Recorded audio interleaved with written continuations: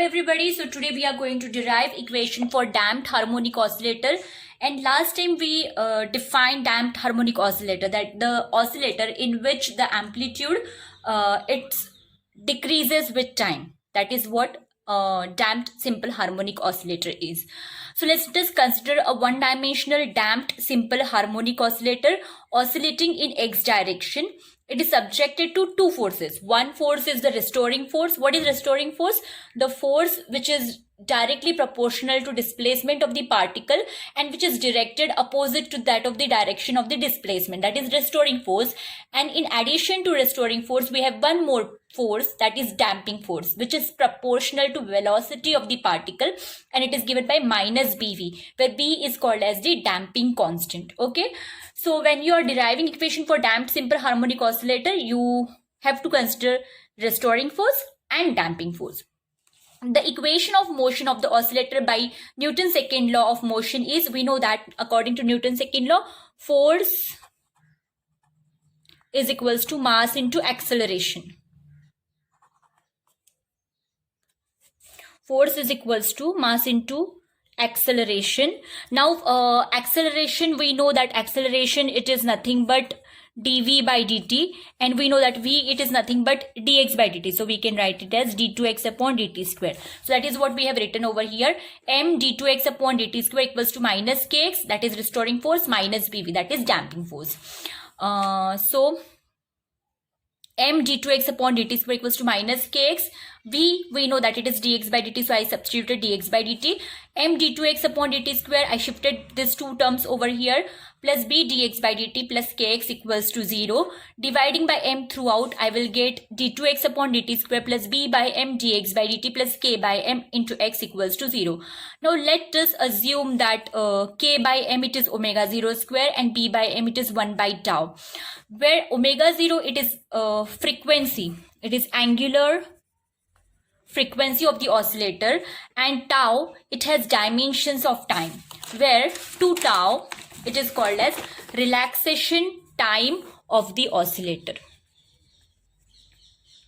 Okay, now so we have d2x upon dt square plus 1 by tau dx by dt plus omega 0 square x equals to 0. So we got this equation.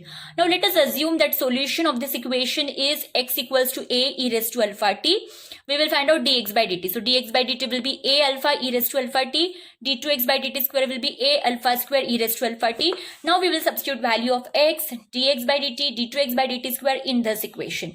So we will get a alpha square e raised to alpha t plus 1 by tau a alpha e raised to alpha t plus omega 0 square a e raised to alpha t equals to 0. Now from each term we can cancel a e raised to alpha t, a e raised to alpha t. So finally we will get alpha square plus 1 by tau into alpha plus omega 0 square equals to 0. Now this is a quadratic equation, so we can find out the solution by using the formula. We know that if ax square plus bx plus c equals to 0 is the quadratic equation, roots are given by x equals to minus b plus minus root of b square minus 4ac upon 2a. So same formula I have applied. So I will get alpha equals to minus 1 by 2 tau plus minus root of 1 upon 4 tau square minus omega 0 square. So that is equals to minus 1 upon 2 tau plus minus, suppose this is equals to beta, where beta is root of 1 by 4 tau square minus omega 0 square. Now let us, we have two solutions for alpha. So let alpha 1 equals to minus 1 upon 2 tau plus beta, and alpha 2 equals to minus 1 upon 2 tau minus beta. Now we know the solution of this equation is given by x equals to a e raised to alpha t. So I can write this as x equals to a1 e raised to alpha 1 t plus a2 e raised to alpha 2 t, that way. So equation 1 I can write as x a1 e raised to alpha key, I will substitute the value of alpha plus a2 e raised to minus alpha into t. So x equals to, we know that e raised to a plus b, I can write this as e raised to a e raised to b. So similarly here I can write e raised to minus t by 2 tau into e raised to beta t, and here e raised to minus t by 2 tau into e raised to minus beta t, and then I have taken e raised to minus t upon 2 tau common from those terms. So I will get a1 e raised to beta t plus a2 e raised to minus beta t. Okay, now we got the solution. Now we have to find out the value of constants a1 and a2. So at t equals to 0, we know that x equals to a. for damped harmonic oscillator, initially the amplitude, it is oscillating with the maximum amplitude. Yeah, and after that with time the amplitude decreases. So initially at t equals to 0, x is maximum and dx by dt is 0. So we will substitute these conditions. So if we will substitute this value in equation 2, we will get a equals to a1 plus a2. And what is equation 2? There it is. Yeah, here only. So when I will substitute x equals to 0, 0 equals to a1 e raised to 0 is 1 plus a2 e raised to 0 is 1. So that way. So I am getting x is a. So a equals to a1 plus a2. Now I have to differentiate this equation with respect to x so as to find out dx by dt, because I have to substitute this condition also. Dx by dt equals to 0 at t equals to 0. So I will differentiate. So let us assume that this is first function, this is second function. First function, derivative of second function plus second function, derivative of first function, that way. So dx by dt will be equals to first function as it is minus t upon 2 tau, derivative of second function. So a1 beta e raised to beta t minus a2 beta e raised to minus beta t. I'll get that. Plus I will write this bracket as it is, and derivative of e raised to minus t by 2 tau is minus 1 upon 2 tau e raised to minus t by 2 tau. Okay, this way. So at t equals to 0, dx by dt equals to 0. Now I will substitute over here. So dx by dt equals to 0. E raised to 0 is 1. a1 beta e raised to 0 is 1 minus a2 beta e raised to minus 0 is also 1 plus I am getting a1 e raised to beta t, that is e raised to 0 is 1, that means a1 plus a2 minus 1 upon 2 tau, because e raised to 0 is also 1. So that is how I am getting this. So I am getting 0 equals to a1 beta minus a2 beta plus a1 plus a2 minus 1 upon 2 tau. So what I can do is I can collect the terms of beta. So I will take beta common. Inside the bracket I will get a1 minus a2 plus a1 plus a2 into minus 1 upon 2 tau equals to 0. I can write beta a1 minus a2. I will shift this term to other side. So I will get a upon 2 tau. How come?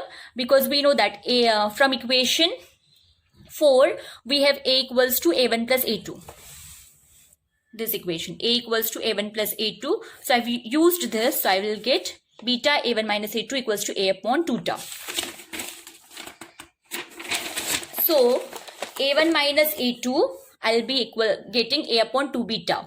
So this is equation 5. So we have a1 plus a2 equals to a1 minus a2 equals to a upon 2 beta. So I'll add these two equations. So I will get a2 will get cancelled. I will get 2a1 equals to a plus a upon 2 beta. So a1 equals to, I can take a common, 1 plus 1 upon 2 beta. I shifted this 2 over here, this 2 over this side. So I'm getting a1 equals to a by 2, 1 plus 1 upon 2 beta. So I got this equation. Similarly, a2 equals to, I know that a1 plus a2 equals to a. So naturally a1 will be, a2 will be equals to a minus a1. So I will write a minus, I will substitute the value of a1. So when I solve a minus, I'll multiply by a by 2. A by 2 minus a by 2 into 1 upon 2 beta. A minus a by 2 is a by 2 minus a by 2 into 1 upon 2 beta. A by 2 I will take common. So I'm getting 1 minus 1 upon 2 beta. So I got the value of a1. I got the value of a2. I will substitute these values in the solution. So I will get x equals to a by 2 e raised to minus t by tau, 1 plus 1 upon 2 beta e raised to beta t plus 1 minus 1 upon 2 beta e raised to minus beta t. This is the solution of motion of a damped harmonic oscillator. So very simple. Now we have 3 cases. Let us consider first case. Now these 3 cases are based on the values of beta, whether beta is real, beta is imaginary, that way. So first case is over damping. When beta is real, that is the case of over damping. When the damping constant is high, 1 upon 2 tau is greater than omega 0, then beta is real, because we know that beta is equals to, what is the value of beta? So we have assumed beta equals to under root of 1 upon 4 tau square minus omega 0 square.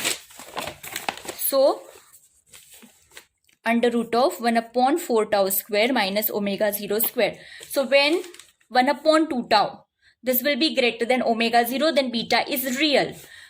and is less than 2 upon 2. So solution becomes x equals to a by 2, 1 plus 1 upon 2 b tau e raised to minus beta into 1 upon 2 tau t plus 1 minus 1 upon 2 b tau e raised to minus beta minus 1 upon 2 tau into t.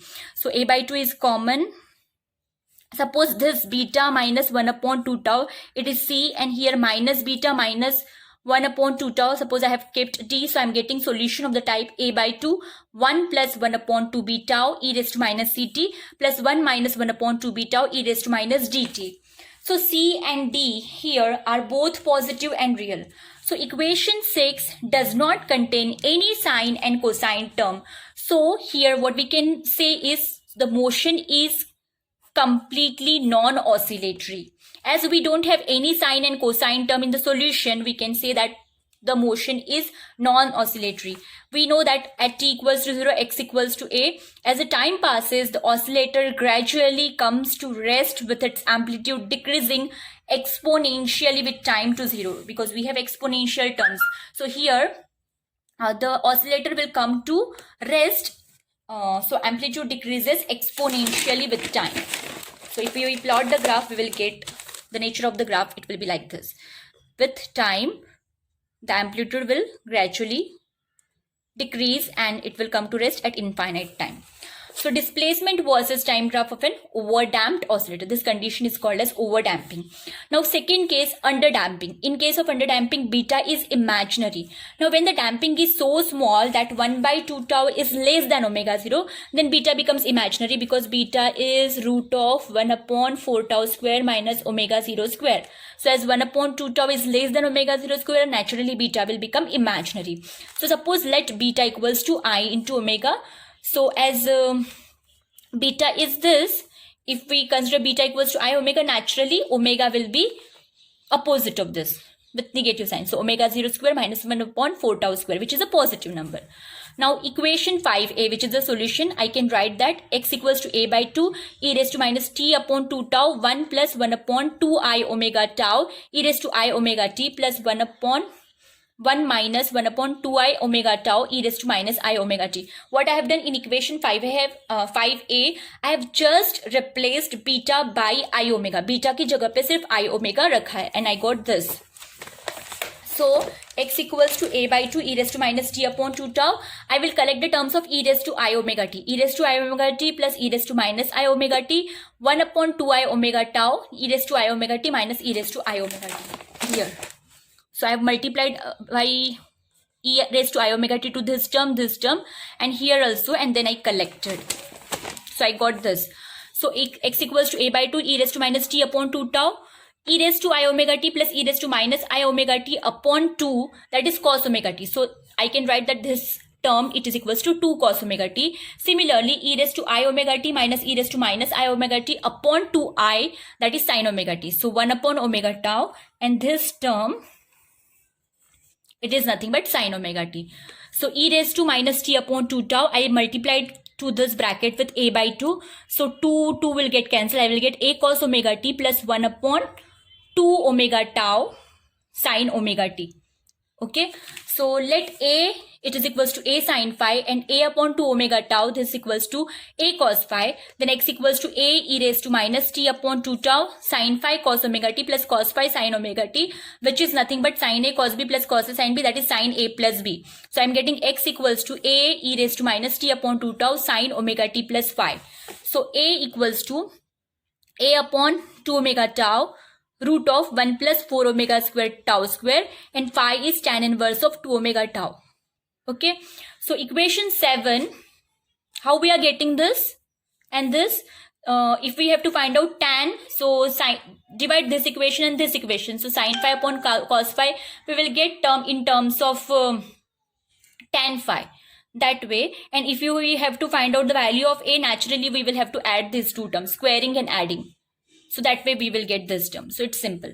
So when you have to find out this value, you just, what we will do, squaring and adding these two equations. And when you will have to find out the value of phi, then divide these two equations. So you will get this and this. So equation 7 is a typical solution of damped harmonic oscillator. Note that the amplitude a e raised to minus t upon 2 tau is not constant but decays exponentially with time.